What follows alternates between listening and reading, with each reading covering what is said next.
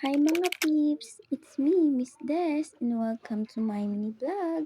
So ngayong araw, samahan niyo ako sa panibagong araw ng buhay ko dito sa aming bagong bahay. So ayan na nga guys, at bago ang lahat, ipapakita ko nga pala sa inyo itong napakagandang tanawin dito sa labas ng aming bahay. So ayan, meron nga pala ako ditong tanim na kamote, maliliit pa sila at yan ay mga bagong tanim pa lang. At ito yung mga ginamasan din namin, yan. At ito naman yung mga puno dito sa amin, sa labas mismo ng aming bahay. Napakaganda guys, nakaka-relax kapag nandito ka, talagang yung isip mo peace of mind, ganun. So ayun na nga, super OA ng babaeng ito. Pala guys, ang gagawin ko ngayon is dahil napag-utusan tayo na tayo ang magluluto. Kaya naman guys, magpapaamak tayo. Sa ibang salita, hindi ko yun alam, basta magpadikit, magpaamak, ganun. Magpapaapoy tayo para tayo makapagluto. So, ayan, panoorin nyo kung paano ko gagawin. At wala nga pala akong mahanap na pampaama, kaya ayan, kinuha ko yung lumang damit ni mama. Ayan, yan yung gagawin kong pampaamak para makapagluto tayo ng maaga. So, ayun, dahil alam kong maiinip kayo sa tagal kong magpaamak, kaya ipapas forward ko to.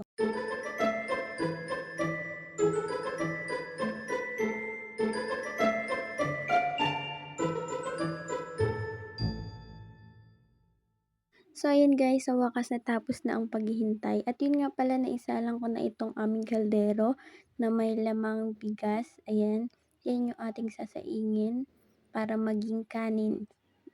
At so, ayun, kunting pasilip ulit dito sa aming view dito sa may gripo. Ayan nga pala yung gripo namin, galing yung sa sapa guys.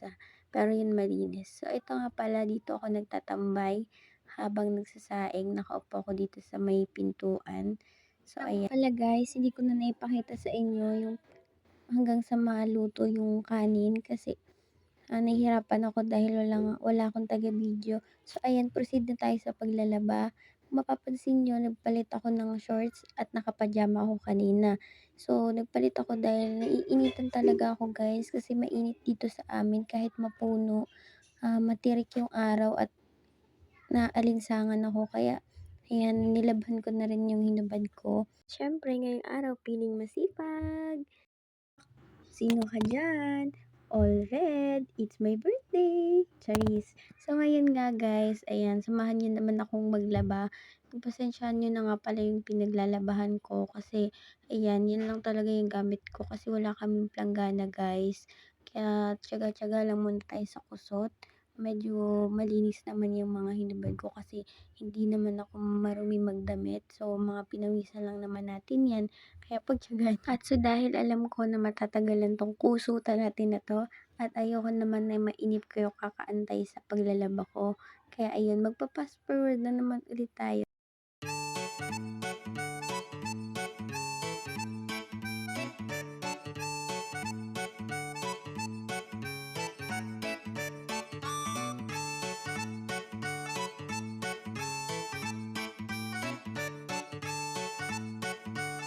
So, ayan guys, dahil tapos na tayo maglaba, syempre, anong gagawin kapag tapos na maglaba? Syempre, isasampay natin yan. Dahil ang ganda-ganda ng init at alam kong mabilis lang matuyo ang damit dito dahil mainit dito sa amin. Kaya talaga, guys, tada! Tapos na tayo maglaba sa ating 3 pirasong damit. So, ayun guys, fast forward po tayo. Ito nga po pala is mga bandang hapon na, around 4 PM. Kung mapapansin nyo, hindi ko na kayo naisama sa mga ilang gawain ko kanina kasi biglang nalobot yung cellphone ko. At dahil nga po wala kaming kuryente dito sa bahay, so kailangan nating makicharge sa kapitbahay para maipagpatuloy ko yung mga video ko at maipakita ko sa inyo yung mga ginagawa ko ngayon na dumalaw ako dito sa bahay namin. So, ayan guys, dumikit na nga pala yung pinapausok natin na palapa ng nyog dito sa likod ng bahay namin. Kasi guys, ginagawa talaga namin yan tuwing hapon kasi kapag ganitong oras, mga 4 PM, 5 hanggang 6, ganun, marami po talagang lamok dito, mga niknik. Kasi yung paligid po ng bahay namin is puro puno, puro damo. Tapos malapit din kami sa danaw kasi guys nung di pa po kami nagbabahay dito, is talagang parang bundok siya kaya kailangan talaga alagaan yung, paligid ng bahay para sa safety na rin sa mga lamok and then ayun. Para maging safe tayo at iwas sa dengue. So nga pala guys, papakilala ko sa inyo ang aking mama, ayan. So maraming nagtataka na, bakit parang kasing laki mo lang yung mama mo? At palagi kami napagkakamalang magkapatid. Opo guys, maliit lang si mama. At ako din naman, ganun lang din yung height ko. So parang magkapatid lang talaga kami. At ito nga pala po yung bunso kong kapatid, ayan, siya yung naglalaro diyan sa may apoy, inaayos-ayos niya yung apoy diyan para hindi mamatay. At si mama naman po yung naggagamas, nagwawalis, para maging malinis yung tataniman natin.